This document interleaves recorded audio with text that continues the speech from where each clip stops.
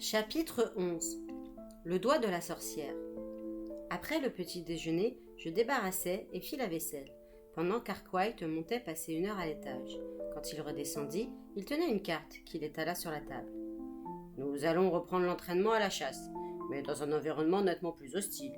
Les sorcières d'eau affectionnent les marécages, et il faut parfois s'y aventurer pour les en déloger.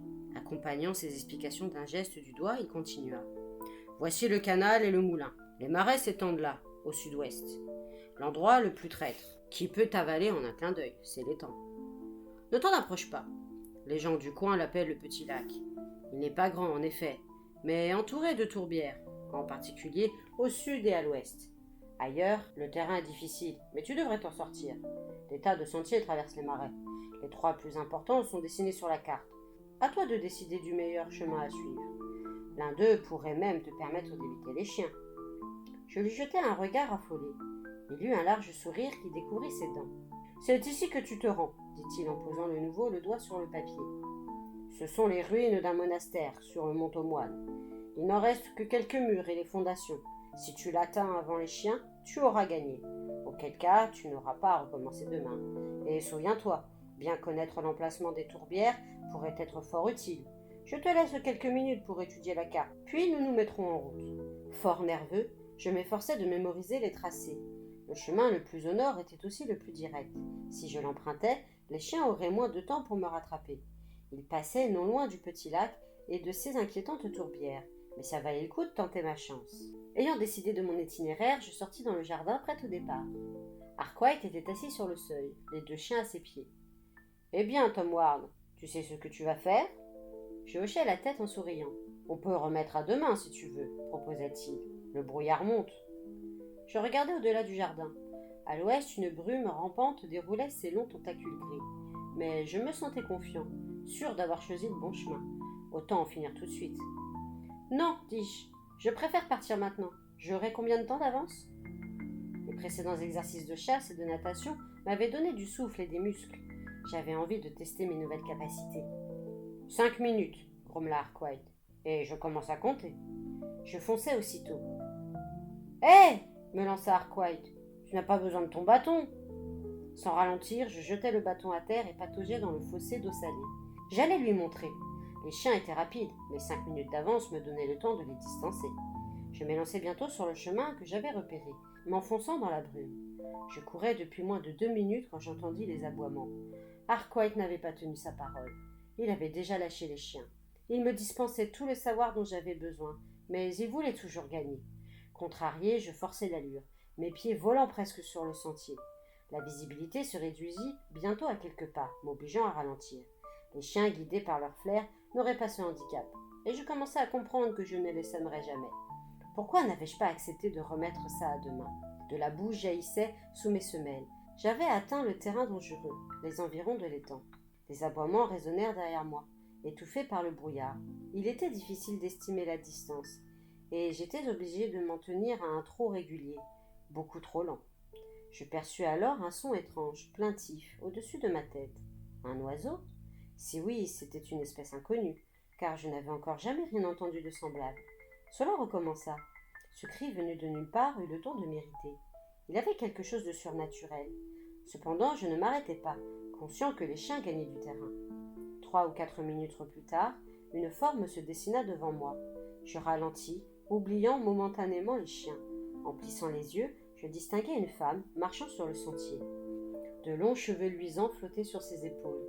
Elle était enveloppée dans un châle vert et l'ourlet de sa jupe brune balayait le sol. J'avançai plus vite pour la doubler. Je pourrais ensuite reprendre ma course. Sa présence brouillerait même peut-être ma piste.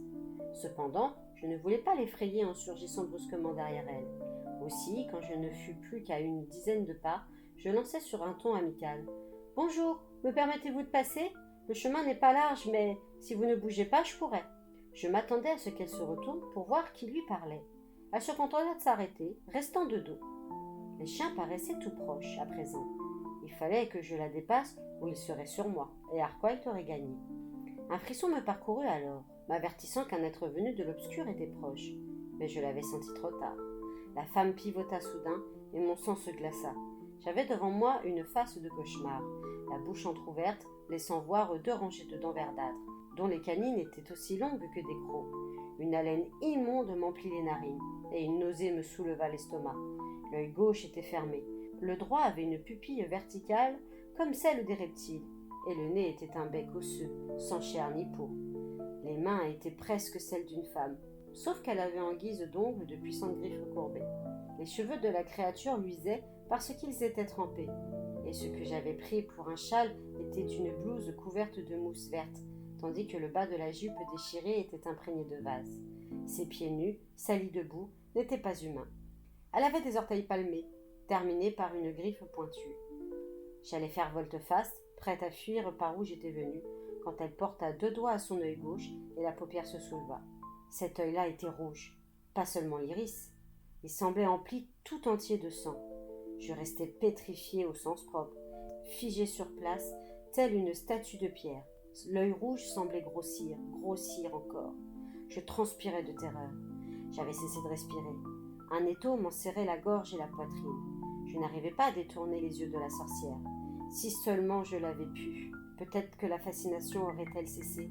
Je bandais chaque muscle de mon corps sans résultat. J'étais incapable de bouger. Tel un serpent, son bras gauche se tendit vers moi.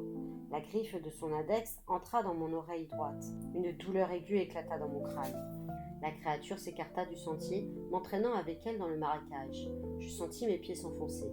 Je battis l'air de mes bras, mais la griffe qui me transperçait l'oreille me faisait trop mal. Je ne pouvais qu'avancer dans son sillage, tandis que nous nous enfoncions de plus en plus profond dans le marais. Comme j'aurais voulu avoir mon bâton. Je savais pourtant qu'il ne m'aurait pas servi à grand-chose, car j'avais été immobilisée par le pouvoir maléfique de l'œil rouge. Qu'était cette créature? Une sorcière d'eau? J'essayais de lancer des appels au secours. Je ne pus qu'émettre une plainte animale, un couinement de peur ou de douleur. Un grognement s'éleva alors du sentier, et une forme noire s'abattit sur ma ravisseuse. Je vis briller les crocs nus de la chienne, puis la griffe de la sorcière fut arrachée de mon oreille, et je tombai en arrière. La vase du marécage me couvrit la tête. Instinctivement, je fermai la bouche et retins ma respiration. Malgré tout, un liquide visqueux m'emplit les narines, et je sentis que je m'enlisais. Avoir appris à nager ne m'était d'aucune utilité. Je pataugeais, essayant désespérément de sortir la tête de l'eau, quand des mains puissantes me saisirent par les épaules et me tirèrent en arrière. Je restai allongé sur le dos au milieu du sentier, Arkwright agenouillé près de moi, et ce que je lus dans ses yeux ressembla à de l'inquiétude. Puis il porta 2 doigts à sa bouche et lança un fort sifflement. Les chiens arrivèrent aussitôt, puant la vase, le corps fumant. Griff gémissait de douleur, mais elle tenait quelque chose dans sa gueule. « Donne !» commanda Arkwright. « Donne ça tout de suite !» La chienne laissa tomber ce qu'elle avait rapporté dans la main ouverte de son maître. « C'est bien, tu es une bonne fille !» s'écria Arkwright, une note de triomphe dans la voix. « Enfin, après toutes ces années, on la retrouvera maintenant. Elle ne nous échappera plus. » Je regardais ce qui reposait sur sa paume, et j'en crus à peine mes yeux. C'était un index à la peau verdâtre, terminé par une longue griffe recourbée. La chienne avait tranché un doigt à la sorcière.